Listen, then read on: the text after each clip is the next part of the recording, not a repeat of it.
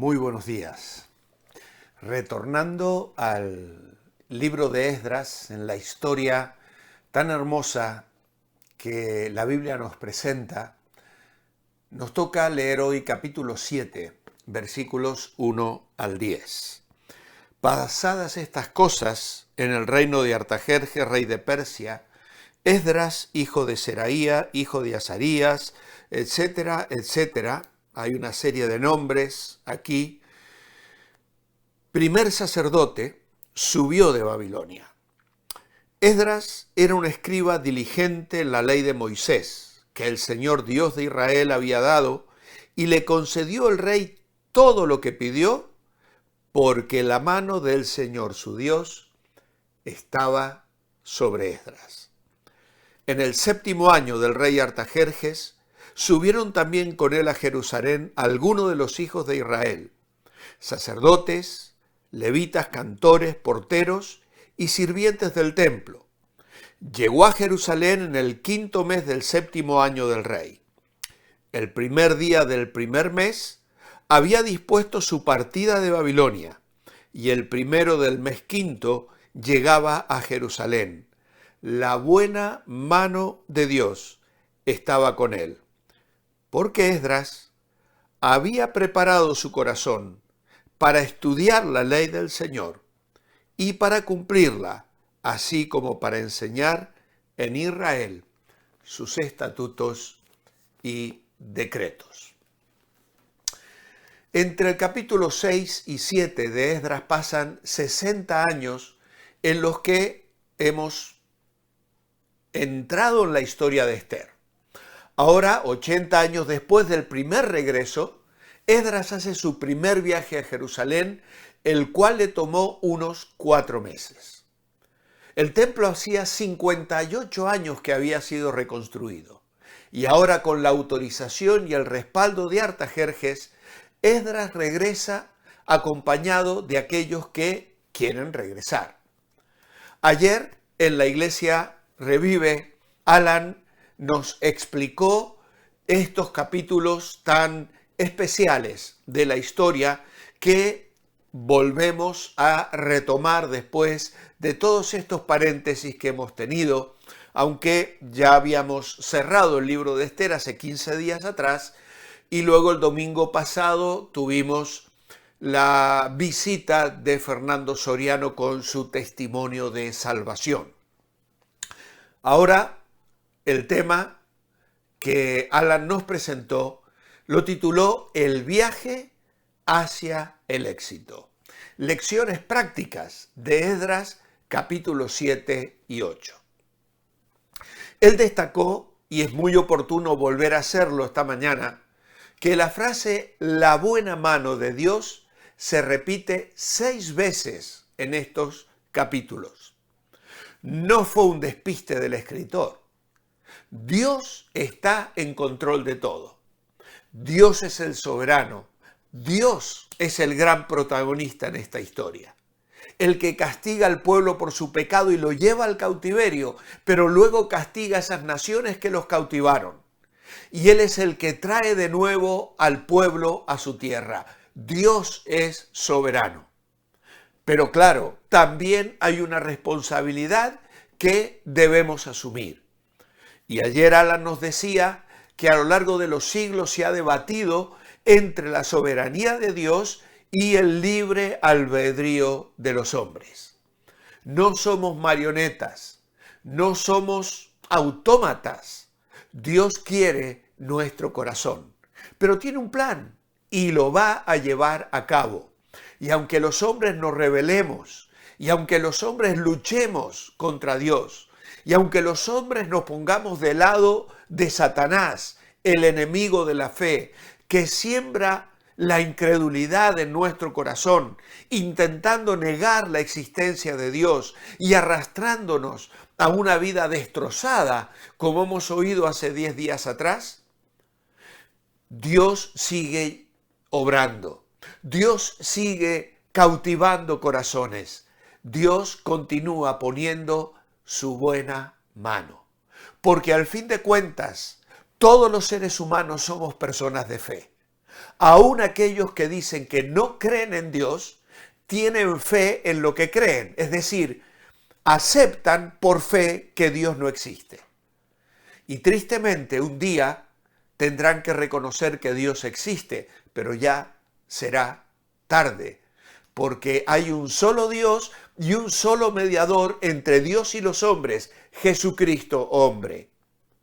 Así que yo no sé qué es lo que tú crees o cómo enfrentas la vida, pero aquellos que confiamos en Dios, aquellos que le hemos aceptado como nuestro Salvador, sabemos que Él está en control de todo y que cada circunstancia de nuestra vida está bajo la buena mano de Dios. Como ayer nos decía Yolanda precisamente, que en medio de un año de dolor y de pruebas ha visto a Dios, ha sentido su presencia, y ella decía, de una manera que no lo puedo explicar. Dios está obrando, Dios está sanando heridas, Dios está manifestando su gracia, su poder y su misericordia. Y no lo entendemos, pero la buena mano de Dios está sobre la vida de todos aquellos que le amamos y que creemos en Él. Y está también en la vida de los incrédulos, como tenía la mano del rey y la mano de tantas personas que se opusieron, como fue el caso de Amán en el libro de Esther. Incluso su familia llegó a decirle, te estás levantando contra el pueblo de Dios y vas a ser derrotado. Estamos del lado de la victoria. Cristo obtuvo la victoria en la cruz del Calvario, resucitó de los muertos al tercer día, se ha sentado a la diestra de Dios y desde allí intercede por nosotros y trabaja en cada una de nuestras vidas con amor y poder. Ahora, Alan tituló su mensaje El viaje hacia el éxito, lecciones prácticas de Esdras 7 y 8, y nos habló de cómo rechazamos la palabra éxito. Estamos hartos de ver que nos lo quieren vender todos los días a través de los medios, a través de YouTube, a través de la publicidad. Incluso aún dentro de la iglesia. Lobos con piel de cordero engañan a muchos en la religión, prometiendo cosas que Dios no ha prometido. Todo está relacionado con el amor y el servicio a los demás. Y en este sentido, nuestro éxito no es para colgarnos medallas ni obtener aplausos o coronas, sino para, en integridad, servir a Dios. Tener éxito en la vida cristiana es ser un siervo fiel, un esclavo fiel, es ser cada día más parecidos a Jesús, porque el éxito en la Biblia se parece cada vez más a Jesús. Ahora, el propósito principal de esta sección es presentarnos a Esdras. La genealogía demuestra que era miembro de la familia de la que provenían los sumos sacerdotes de Israel. Al igual que muchas genealogías bíblicas, la de Esdras se salta algunas generaciones. Omite 6 nombres que aparecen en la genealogía correspondiente en el primer libro de Crónicas, capítulo 6. Y también puede haber otras lagunas. En las genealogías bíblicas, hijo algunas veces significa nieto, bisnieto o hasta un parentesco aún más distante. Seraías era el nombre del último sacerdote de Jerusalén antes del cautiverio de Babilonia, primero de Crónicas 6:14. Jesúa, el sumo sacerdote, durante la reconstrucción del templo era nieto de Seraías. Entonces, si el Seraías de nuestro texto es el mismo Seraías, tenemos un lapso de más de 120 años entre Seraías y su hijo o tataranieto Esdras. Por eso decimos que es probable que Esdras haya sido su tataranieto. Entonces, la genealogía No se menciona con el objeto de enumerar a todos los antepasados de Esdras, sino para establecer las referencias de Esdras como miembro de la familia que proporcionó a los sumos sacerdotes de Israel a través de la historia. La habilidad y el carácter de Esdras fueron un referente para desempeñar un papel reformador en un momento importante de la historia del pueblo. Esdras era un maestro docto, bien preparado de la ley de Dios, y no solo estudió la ley de Dios como erudito, sino que también la guardó como un hijo fiel de Dios. Esdras era un buen maestro porque su vasto conocimiento y su devoción a la enseñanza estaban unidos a su vida piadosa. Enseñaba a los demás tanto con el buen ejemplo como con sus palabras. Pero la más importante de todos es lo que nos habla del carácter de Esdras. Era un hombre bien formado en la ley de Dios. La guardaba como fiel creyente y su profundo conocimiento le movía a enseñar fielmente la palabra de Dios a otros. Esdras nos da un buen ejemplo a todos nosotros. Ya sea que enseñemos la palabra de Dios como pastores, que seamos maestros en la escuela cristiana o en la escuela dominical, que como padres enseñemos a nuestros hijos o como cristianos enseñemos a otras personas poniendo el ejemplo. Con el fin de ser maestros o ejemplos eficientes, debemos tener un vasto y correcto conocimiento de la palabra de Dios. Y ese conocimiento lo obtenemos con la lectura y el estudio de la palabra de Dios durante toda la vida. Nunca nos podremos graduar para dar por terminada la necesidad de estudiar la palabra de Dios en lecturas bíblicas cotidianas y clases periódicas.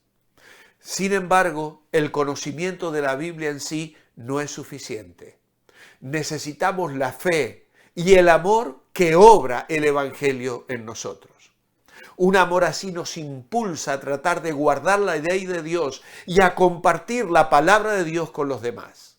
Entonces, no solamente seremos oyentes de la palabra, sino como Esdras, la pondremos en práctica y la enseñaremos. Que Dios bendiga así nuestro estudio de su palabra. Esdras emprendió un viaje de más de 1500 kilómetros, pero la buena mano de Dios estuvo sobre él. Esdras contaba con la preparación y la habilidad, pero solo podía tener éxito si el Señor bendecía sus esfuerzos. Y así es también con cada uno de nosotros. Nuestros esfuerzos, sin importar lo bien planeados ni lo bien intencionados que sean, solo pueden tener éxito si Dios los bendice. Nos debemos esforzar en trabajar por el Evangelio. Sin embargo, dependemos humildemente de que el Señor bendiga nuestros esfuerzos con éxito por medio del poder del Espíritu Santo. Como reflexión personal, decir que Esdras tenía la aprobación del cielo, que es el secreto del éxito en la obra de Dios. Su ejemplo nos motiva a poner nuestras vidas a disposición de Dios para que en lo poco o en lo mucho su buena mano se manifieste sobre nuestros ministerios, nuestras iglesias y nuestras familias. No hay mayor bendición que esa seguridad en el camino de la vida cristiana. Mi oración escrita hoy es: amado Padre, queremos como Esdras servirte con amor y fidelidad. Para eso necesitamos que tu buena mano esté sobre nosotros cada día.